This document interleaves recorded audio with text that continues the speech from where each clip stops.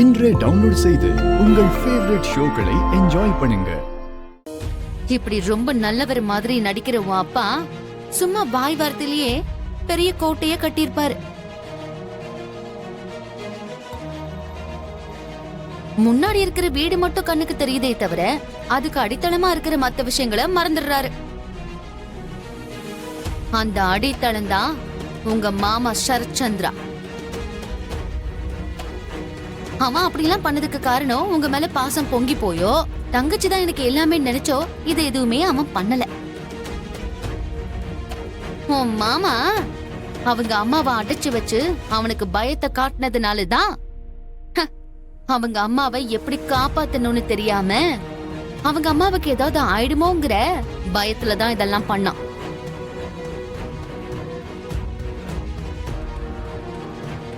பண்ணது அவனா இருந்தாலும் பண்ண வச்சது உன்னுடைய மாமா. இன்னைக்கு உன் வாழ்க்கைய காப்பாத்தி கொடுத்ததும் உன்னுடைய மாமா. அத நீ மறக்காம இருந்தா போதும். ஒரு பிஸ்கெட் துண்டு போட்டாலே நாய் கூட நன்றியோட இருக்கும்.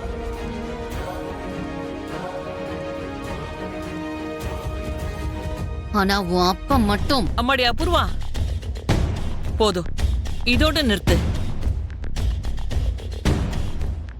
இவ்வளவு நாளா எங்க முன்னாடி என் பிள்ளைய அவமானப்படுத்தி பேசுனதெல்லாம் போதும். சாரி, எனக்காக தான் நீங்க எல்லாரும் காத்துட்டு இருக்கீங்க போல. உள்ள ஆபீஸ் வேலை இருந்ததால நீங்க வந்த விஷயத்தை நான் மறந்துட்டேங்க. பெருமாளை தரிசிக்கணும்னு போனதுக்கு அப்புறம் கியூல நிக்கும் போது நேரங்காலம் பாப்போமா என்ன? தரிசனம் தாங்க முக்கியம்.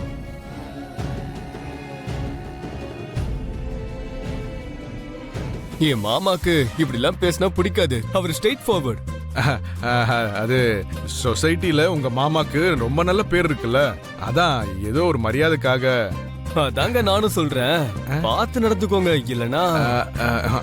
எனக்கும் அப்படிதான் தோணுது.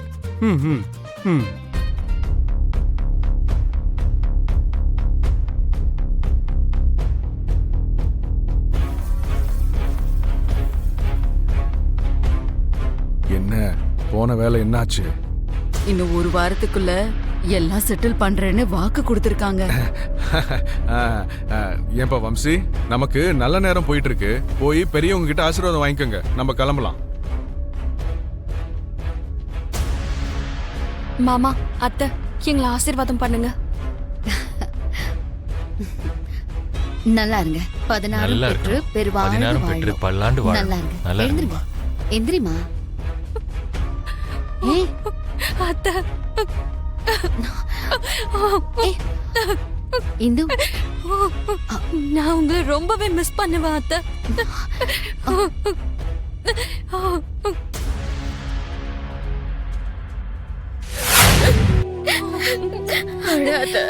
அக்கா,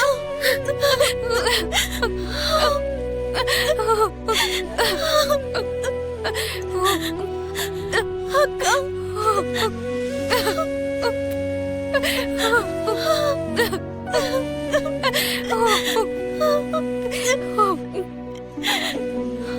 நல்லா படிக்கணும் என்ன? சரிங்க.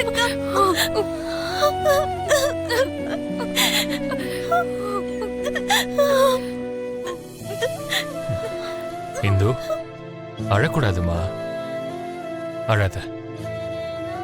வாங்க. சரி, வாங்க போலாம்.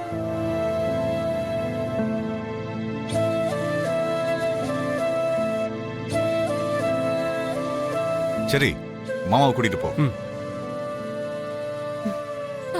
இந்து,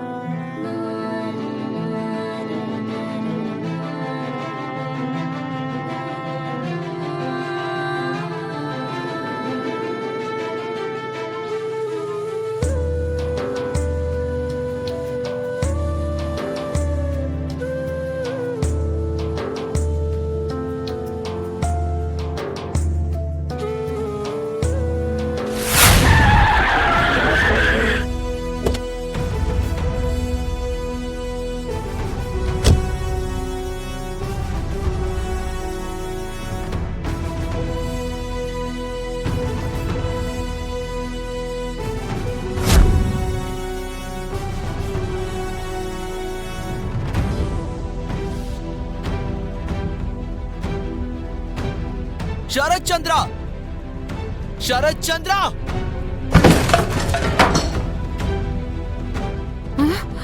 ஐயோ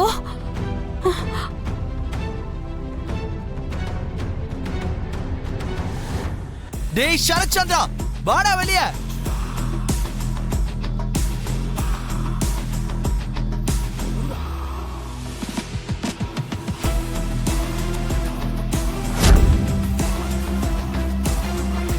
கூப்பிடுவோம் புருஷனை.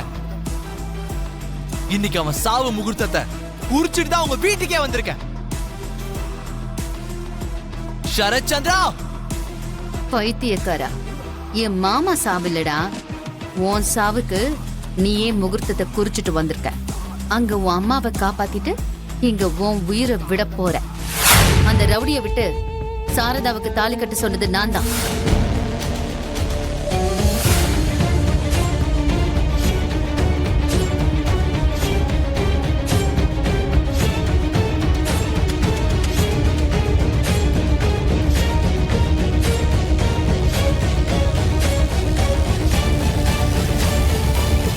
என்னது நீயா? அபூர்வா, உனக்கு என்ன பைத்தியம் பிடிச்சிருச்சா? எதுக்காக அப்படி பண்ண? காரணம் இருக்கு மாமா. நம்ம குடும்ப கௌரவத்துக்காக தான் நான் இப்படி பண்ணேன்.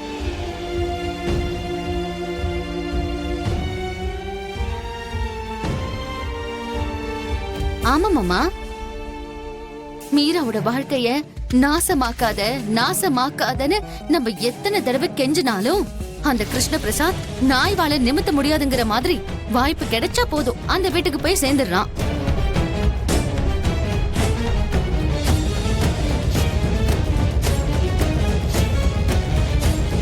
பாக்குற 4 பேரு அந்த கிருஷ்ண பிரசாத்தை குறை சொன்னா பரவாயில்ல. அட கடவுளே, சரத் சந்திராவோட தங்கச்சி புருஷன் இவ்ளோ அநியாயமா நடந்துக்கிறான்னு ஊர்ல எல்லாரும் பேசிக்கிறாங்க. அத என்னால தாங்கிக்கவே முடியல மாமா.